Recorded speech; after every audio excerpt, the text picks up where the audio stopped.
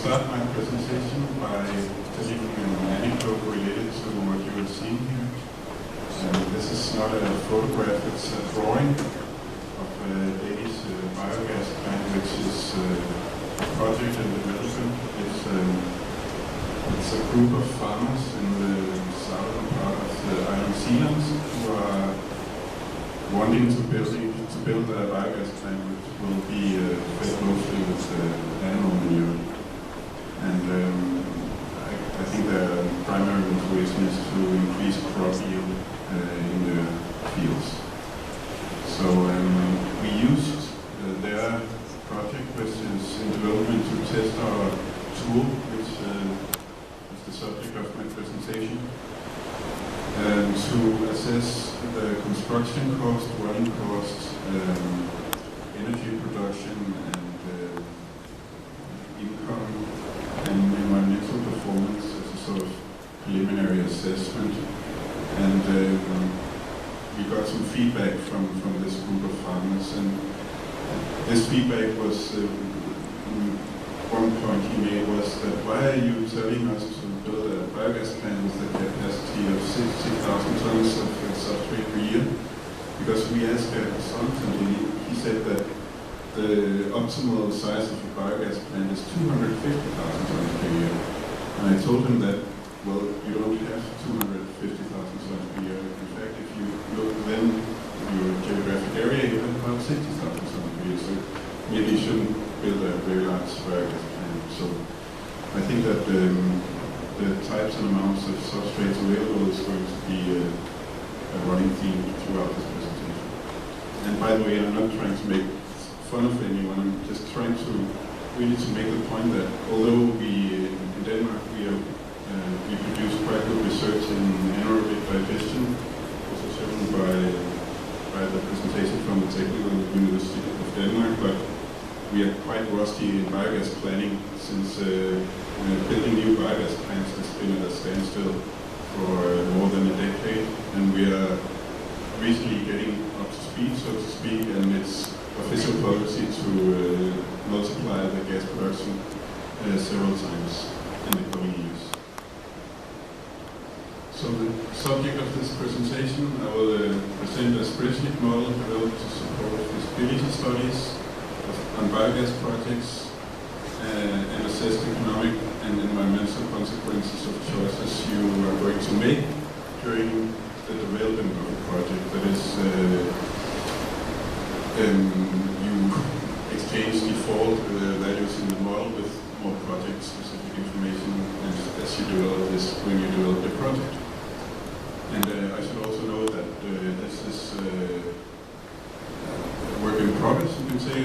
This is the first effort we're going to make, and it was a small project, but it can be seen in a more broad project portfolio where our department is collaborating with Danish local authorities to develop and implement so-called strategic energy action plans, which have the key aim to reduce greenhouse gas emissions, not only in the energy sector, but also, for example, to promote public transportation and insulation in homes and a lot of different things. So, but of course, promotion of renewable energy is probably the most important thing you can do to reduce greenhouse gas emissions. And this study was funded by the Danish Nature Agency, who employs a small task force which helps local authorities to plan biogas projects. And this was really their idea, and they suggested that we worked on this. So it was a sort of a ordered thing. Sorry.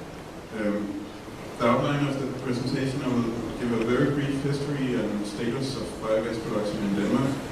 I will argue that biogas can be very valuable in a fossil-free energy sector if you look at it from a whole energy supply system perspective.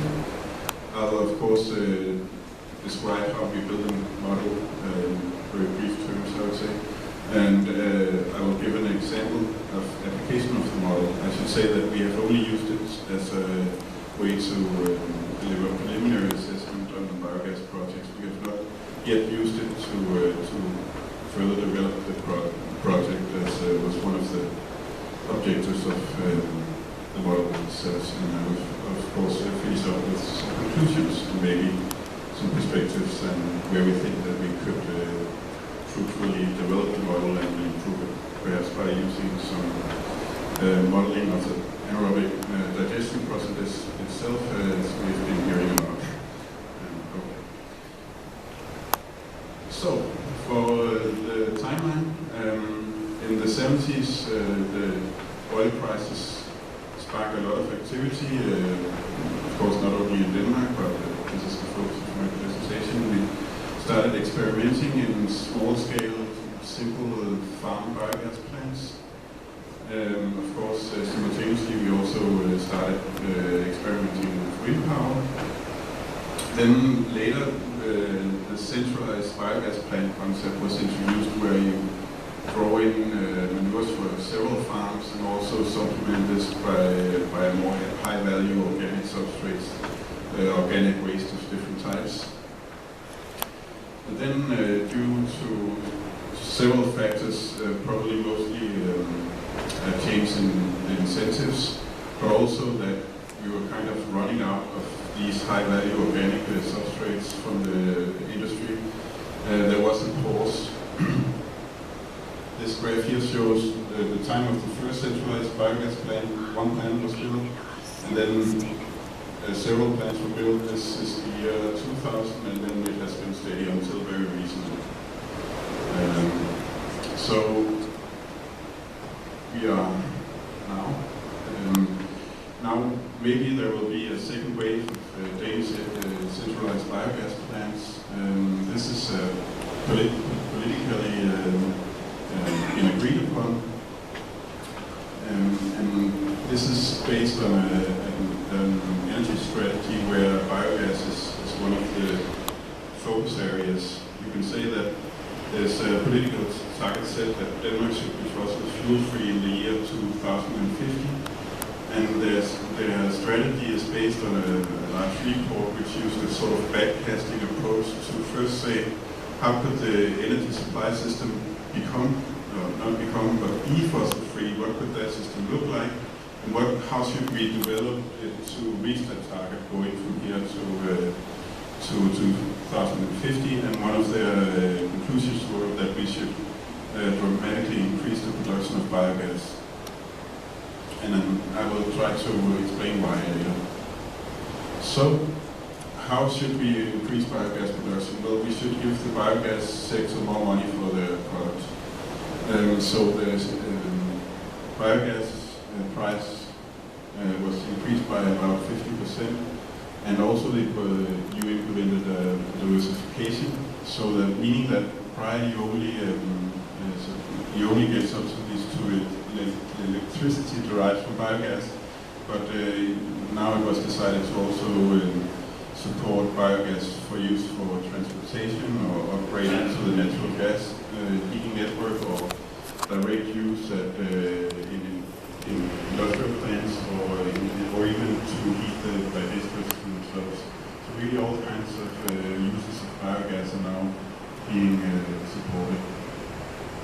And also this task force was set up to kind of help local municipalities which probably have not been planned for biogas plants ever, or maybe it was 20 years ago.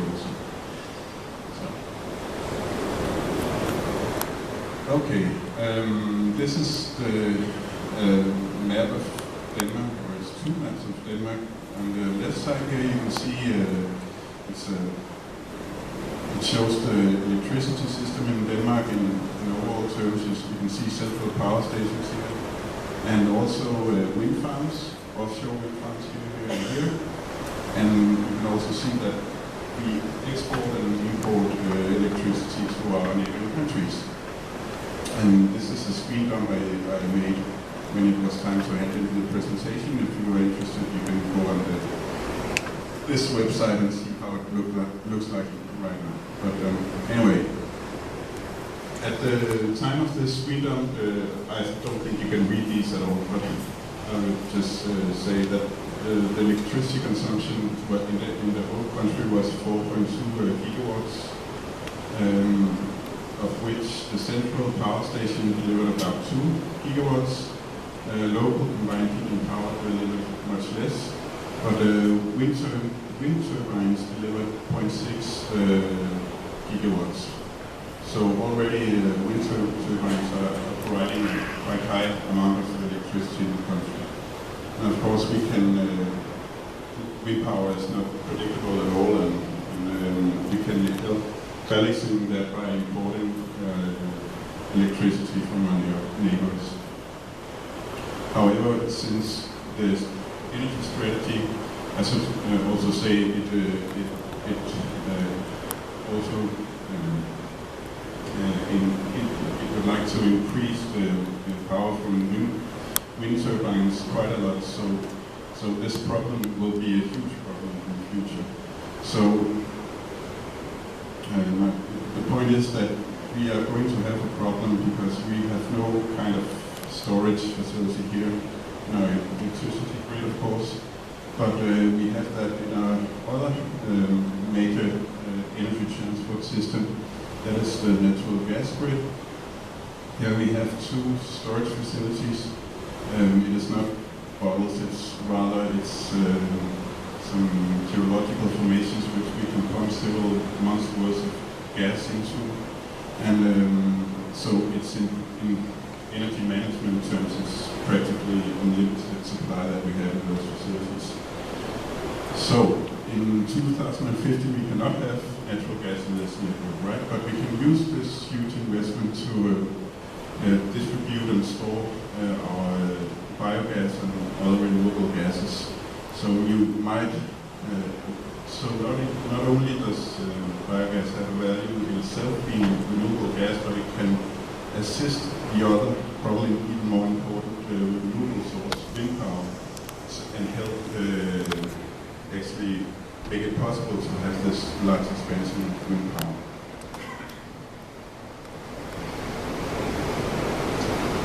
So to summarize this, we would like to expand wind power a lot, and this is because it's the most cheap form of renewable energy that we have at the moment.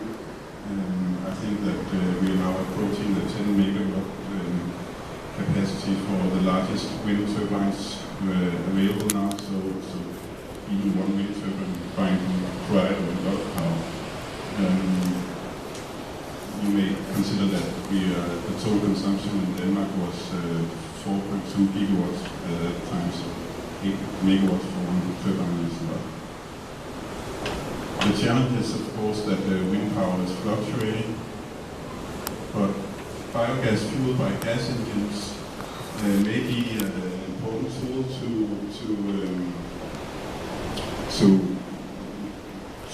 balance this. And I should say that we can store biogas in the natural gas grid, but another probably equally important thing is that when you generate electricity from biogas, you often use a gas engine, and these gas engines have low startup times, which may not be the case for many other types of electricity facilities. So you can start a gas engine in 5 minutes, or 15 minutes maybe.